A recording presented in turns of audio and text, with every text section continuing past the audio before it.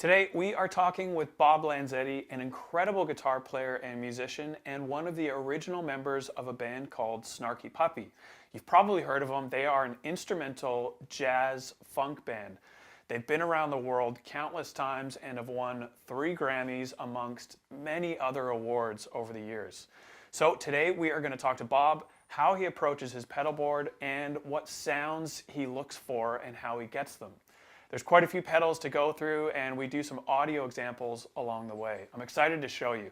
If you want to learn more about Bob and if you want to get a lesson from him or see what kind of music he's been writing, all of the links are below. Check him out and see what you think. Without further ado, let's get into the interview and go through Bob's pedal board.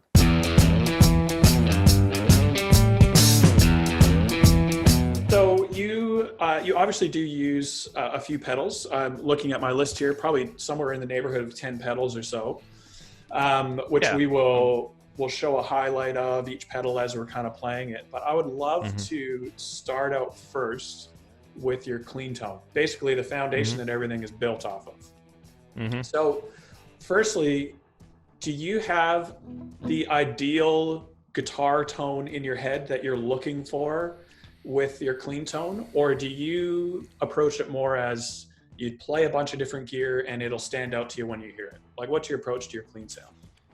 I would say it's a little bit of both. Okay. Sort of. You know, when I was younger, I think the first time I plugged into like a nice, vintage Fender amp, I was like, that is the kind of sound that I want. That was kind of maybe the first time I really felt that way. So, now, I kind of have a little more of an idea of what I want to sound before plugging in, Okay. But sometimes you plug into something and it's not what you were expecting or wanted, and it ends up being great. So, Totally. So it's a little bit of both, but it also depends on the gig. It's like if I'm playing a certain kind of thing where I want it to be really clean with a lot of headroom, I might want a certain kind of amp, versus if it's like more of like a rock thing where I want everything to be kind of broken up a little bit. But just coming from the amp instead of a pedal. Then that'll adjust my expectations and what I will like to play through. So it's kind of contextual. Yeah, okay. Yeah, cool. I think so, yeah. All right, well, why don't you show us your clean tone, and we'll go from there. Okay. So, is that too loud or anything? No, it sounded good on my end.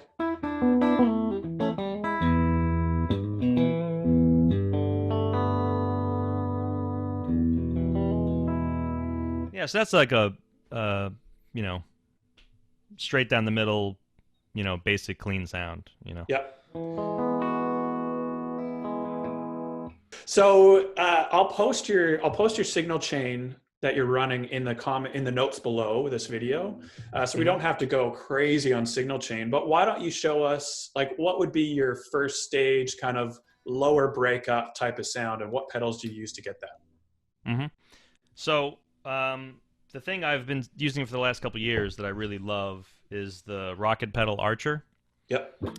Which is just an overdrive pedal.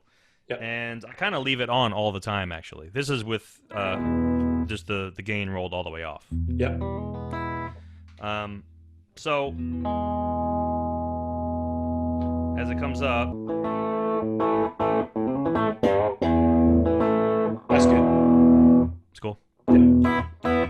So that's just like sort of a basic rock sound where I'm trying to like get the amp to sound more or less like it's kind of breaking up on its own a little bit. Like great for like Who kind of stuff or something, It sounds really good. And this is a Klon-based pedal for anyone that doesn't know. So this is based around the famous Klon, and a lot of people, like a famous setting is gain all the way off and then push your amp. And so it sounds like that's kind of the approach that you're taking as well.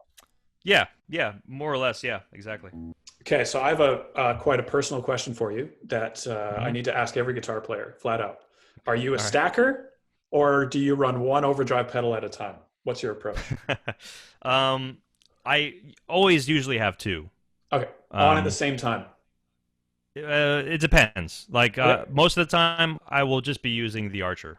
Okay. But if I'm doing like a solo or something that I really want a lot of sustain or something, I'll usually have the Maxon OD808 on as Yep. well, Yep. which is basically just a tube screamer, really. Yep. So that's kind of the one I'll use to just kind of push it over the edge. Yep. A little bit more mids in your sound, cut through a little bit Yeah. more. Yep. hmm Yeah. Brilliant.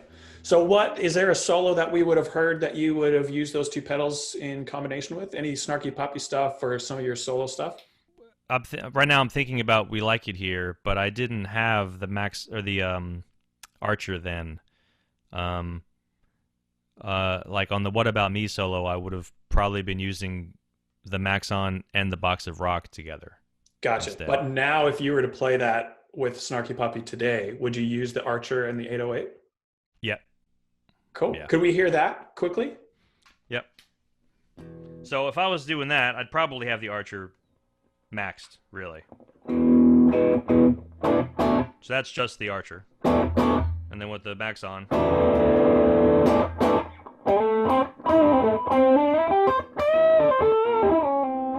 You know. So just kind of pushes it over the edge. Sounds good. Yeah. So now that you have the Archer and like a pedal that it sounds like you obviously really connect with, the 808, and then after that we have the Box of Rock. Now that the Archer's in the picture, what would the Box of Rock be typically used for? Basically, I really just use that as a boost now. Okay. A clean boost? So yeah. Or, Yep.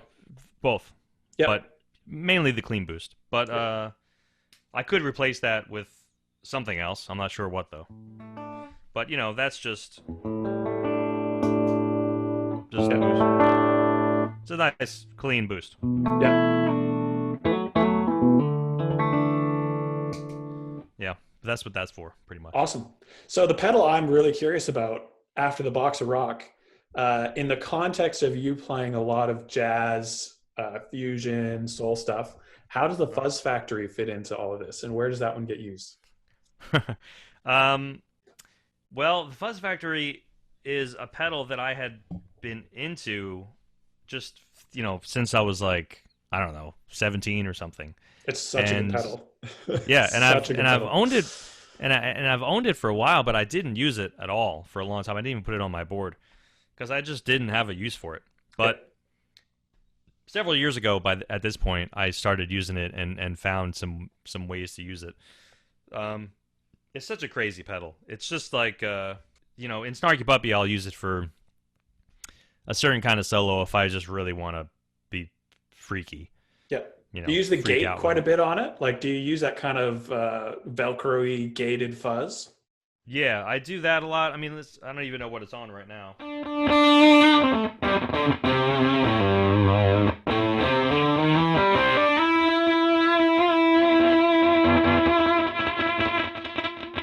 That's kind of the sound that's just happens to be on right now.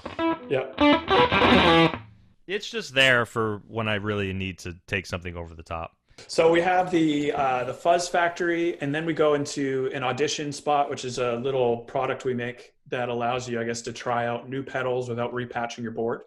What was the thought behind putting Audition in there? Is there a certain pedal that you like to try out or use in the studio more often than not? Well, there's a lot of pedals that I'll take out for certain gigs, and then I won't use them for other gigs. So it's nice to be able to switch them out. Like sometimes I'll use a Phase 90. Yeah. So it's nice to throw that in there. Sometimes I'll use like an auto wah. Yeah. So it's nice to throw that in there. Or a looper maybe for something, Yeah. So, what's on the board now is essentially like what I like to bring to most things. And then a lot of times, depending on the gig, there'll be something else that comes in or out. Yeah. So having that there is a great way to be able to put something else in the chain without redoing everything. Yeah. Yeah. But as of today, there's nothing in there, so we don't need to chat about anything more about Audition. So after Audition, you have your volume. So you have your volume pedal right in the middle of your chain.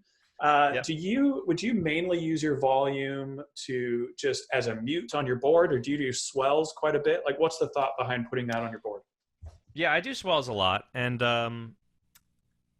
also in some ways it's just for um, it just makes things easier at times. Like if there's a certain pedal that ends up being louder than I expected, instead Yeah. of like getting on my hands and or turning the amp down, I could just kind of come off on the volume pedal a little bit. Yeah. So in some ways, it just makes life easier, and I like it for that. But in addition to that, I also used it a lot for swells and other musical things. I have a Goodrich volume pedal, Okay. which a lot of pedal steel players like. Yeah. So it's such a huge part of their sound. So I was like, well, what volume pedal do pedal steel players like? Because that's what I want to use. Yeah. So this is really nice. You can be really expressive with it. It's really like sensitive. Good sweep. Yeah. And if you use that with delay or something, then you can get really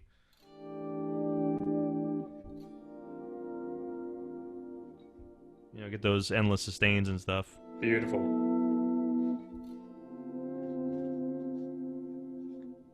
So that's something I do a lot with it also. And I think it's worth noting as well. I talk to guys every week about their pedal boards, and a common question is, should I put my volume first or should I put it after my overdrives? And I don't know if this is part of your approach to where it is in your signal chain, but a lot of guys won't realize that if you put it before your overdrives, in the same way that on your guitar you pull your volume back on your guitar, it'll clean up all your overdrives. Right. Same thing happens when you're doing a swell. It'll be clean in the bottom and get more dirty as you go up. Yeah. Which in my opinion, I don't like as much. I like having the gain at the bottom of my swell and it stays the same and just volume goes up. Is that a purposeful choice, or is that just where it ended up fitting? No, that's exactly why I do it that way. Because I figure if I do want to do the gain decrease as well, I can use the volume knob. Yeah. So you kind of get the best of both worlds. You're speaking my language, Bob. Love it. Yeah. So so I've been doing it that way for years, and then obviously in the middle, then I can do all those. I can come down on the volume pedal, but the delays will still be heard. Yep. Yeah. So yeah, it's kind of like the perfect spot for awesome. me, in my opinion. Awesome. Oh, that's great. So we have the volume, and another thing that I absolutely love about your signal chain, which I've talked about in other videos, is Pog after overdrives or octave after overdrives, because it just stands out so much more than having it early in your chain. Was that a conscious choice to where the Pog was, or was that a layout kind of based decision? That I don't really, I don't really remember if that was a conscious choice. I think I had probably experimented with it in different spots, and I liked it more after. So that may have been the only reason why it ended up after. Yep. But yeah, I can't really remember actually doing that. Okay. No, totally fine. I assume I did. And you have the Pog too, so you have a ton of options, presets at your disposal. Do you use quite a few different sounds on the Pog too, or are there just a couple that you really kind of go back to? There's a few I use a lot, like just the kind of straight up octave. Yeah.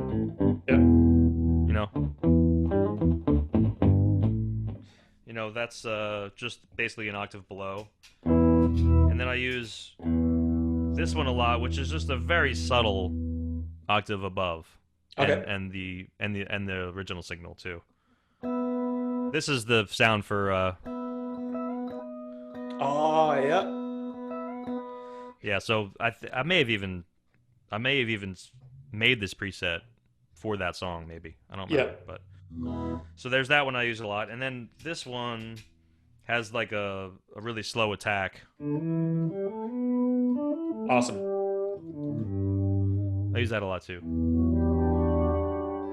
Those are basically all I use, unless those are the presets I use. Yeah. So then I'll mess with them if for a particular song, maybe, but that's the ones I use mostly. Would it mainly be for lead-based stuff, or would you ever use it, because it's a polyphonic pedal, you can do chords. Would you ever use it for chords, or is it mainly lead-type pedal? I usually use it just for leads. Yeah, Yeah. awesome. I think occasionally I might use it for other things, but not not as often. Yeah, it's such a great pedal. Love that Yeah, it's pedal. cool. Okay, cool. So we had the Pog 2, and then we head off into reverb for the Blue Sky. Mm-hmm. Any particular sounds you love to use for that one? Well, I would say this is something about a lot of pedals that I like. I like pedals that where you can get, especially like a reverb pedal, where you can get like a sort of traditional sound. Yep. Just like a spring reverb kind of sound. If a pedal does that well, and then can do crazy things on the extremes, those are the things I like to gravitate towards the most. Because then I have Yep. my regular stuff that I need for whatever gig, and then I have the freak out stuff that I can do as well without Yep. having to bring extra stuff. Yep. So, yeah, just get like a nice, spring reverb sound. Yep. And And then, any reason that you prefer spring over hall room? Like, is there something about spring that just works for you? I mean, I happen to like it, but it's also just because it's like so common on Yep. Fender amps, which Yep. I love in general. Yep. So I like to at least be able to get that sound, Yep. if I can. Totally. So this pedal does have hall and room as well, which I will use for certain things. And then you also have a setting like this, which is, a sound that no amp would really Yep. make. This is Yep. totally digital, but it's good to be able to have those options. Totally. You know. So would those be kind of the main two approaches with the Blue Sky, the long ethereal and then a straightforward spring? Yeah, usually. Yeah. And then of course there's variations within that, but Yeah. yeah. Cool. And then so after the Blue Sky, we have the Nemesis, the Source Audio Nemesis. Uh-huh. What would you typically be using that one for? So this is kind of a similar thing in the sense that it's just nice to be able to just have a nice, good delay sound, Yep. and then be able to do crazy stuff with it as well. So this one I usually have set on analog. Okay. So a bit warmer. Yeah, this is like usually set on the analog setting. So let me turn that off. Awesome. So it's just kind of like,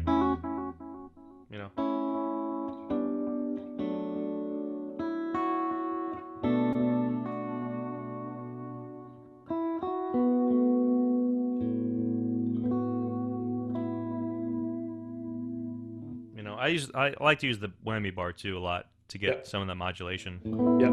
Like a built-in chorus almost. Yeah. Yep.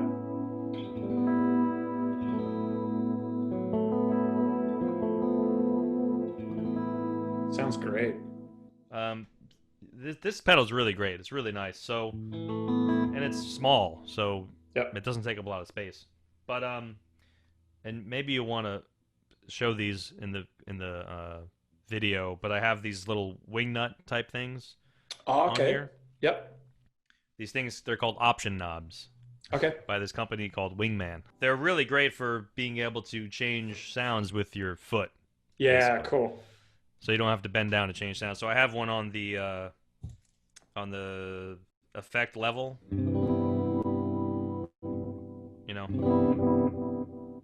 where I can come down with it, and I have one on the time too. So I could do kind of like interesting abstract stuff with that, just Awesome. by using my foot,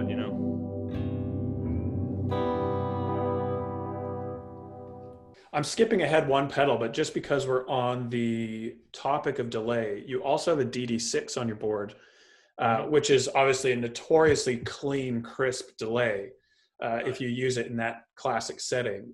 How do you use the DD6 in comparison with the Nemesis? Yeah, well, for the longest time, I had two DD6s, Mhm. and that's all I was really using. Yep. And it's such a different pedal. I mean, it's digital delay instead of analog. Yep.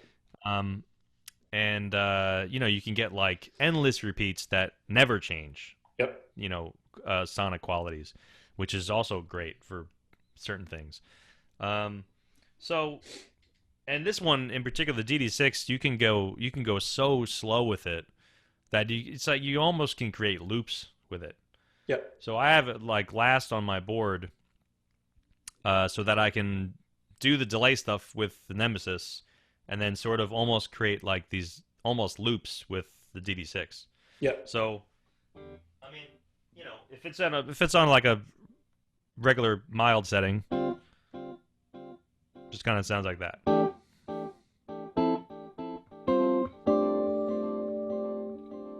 And then this pedal will get as slow as this. This can get down to this slow, which is crazy. So if I do like so if I maybe use those both together, you can do stuff like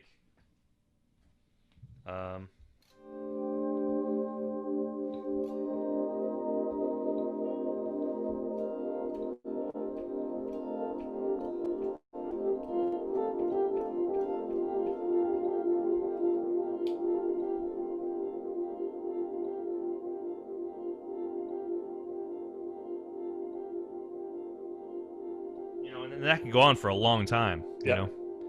And then if you start messing with the delay time on this, you get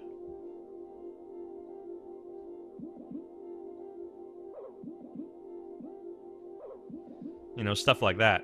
Yeah. So it could be pretty cool. And then the other cool thing I like about this is you can turn it off and then play. Oops. And it doesn't stop. It won't stop. Has the trails. Yep. See? That's awesome.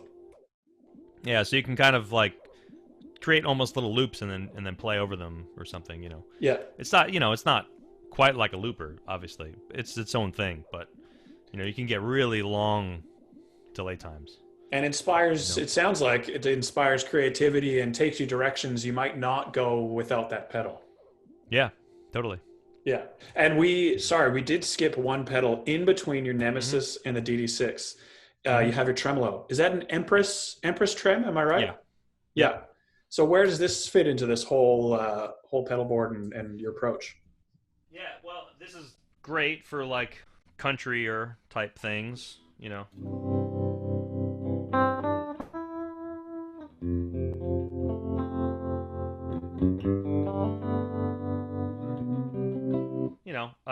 and singers. It's great for like singer-songwriter stuff.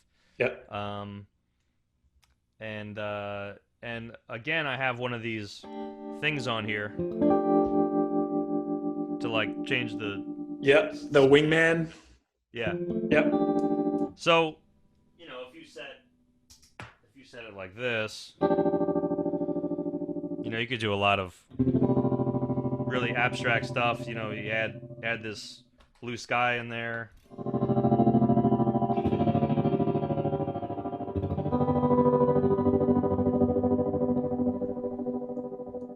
Maybe that and the Nemesis.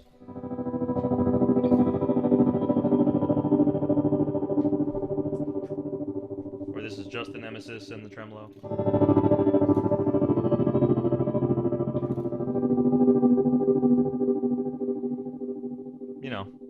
So again, same thing where it's like, I can do weird things or I can do like a nice straight ahead typical tremolo sound, which I just love that sound in general, for a lot of things. So is the placement of your tremolo on purpose as well? In terms of it's after your reverb, it's after your delay, and it chops out all of the reverb decay and the delay repeats. Is that a purposeful choice? Yeah, I think I just liked it there more. I kind of liked what it was doing there. I sometimes will move it around though, depending on what I'm doing. Yeah. So, but yeah, it's like yeah, it's definitely it's kind of a weird thing. Might be kind of weird placement actually, but I like it most of the time. One of my favorite signal chain choices is tremolo at the end. I think it sounds incredible. Yeah. And then, but then it'll be before the DD6. Yep. So I can kind of get a little bit of both if I want to do that, Yep.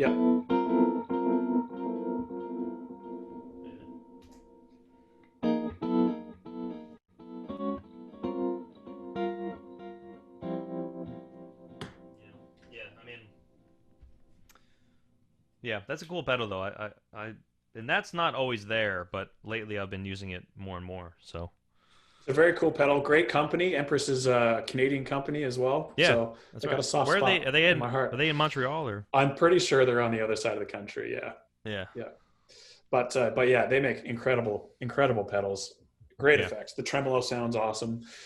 So we've been through all of your pedals. I did have a couple other questions around the pedal board in general. I often see people, and I personally, I have to admit, I've been caught in this trap as well.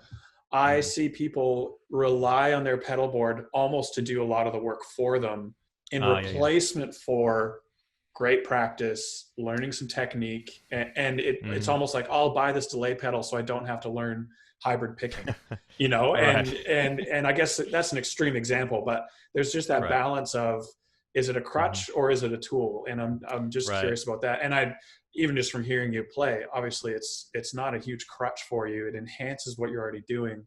But just always curious where it sits. Yeah, that's a good question. You know, I certainly don't want it to be a crutch, and I almost never practice with my pedals. Okay. You know, unless I'm trying to learn how to use one or getting a certain sound. Whenever I'm practicing, it's just straight into the amp. Yep. Because I don't want to have to rely on it. I want to be able to just, you know, get a good sound and play the instrument first. Yep. You know. Yep. And then the hope is that whatever I do add will enhance the sound. But that's, you know, the thing I like about pedals too. The thing I try not to do with pedals is just, you know, plug in random things that I've never used before and then just go for it. I mean, that has its place in some ways too. It can be cool, but I like really knowing all of what they can do. Yeah. And then, you know, so then I'm like, can hear in my head what I want to hear, and then, you know, go for that rather than just stepping on it and seeing what happens. Really appreciate you taking the time to, you know, invest into the people that are listening and giving some advice, showing us your board. And I will put all the links that you mentioned below in the description of the video, so people can easily find you and get a lesson if they want to, you know, really step up their guitar playing and learn from one of the best. And so, really appreciate it. That'd be great. Man. Really appreciate it. So I guess we'll see you later. All right. Sounds good. There you have it. I hope you had a great time listening to this interview and the audio examples of how Bob approaches his pedal board. We also have a full interview coming with Bob where we asked him a bunch of questions on how he got started as a musician, some of the challenges along the way, and how he ended up to where he is today as a key member in Snarky Puppy and writing his own music for his solo project. I hope you guys had a great time. We'll see you next week.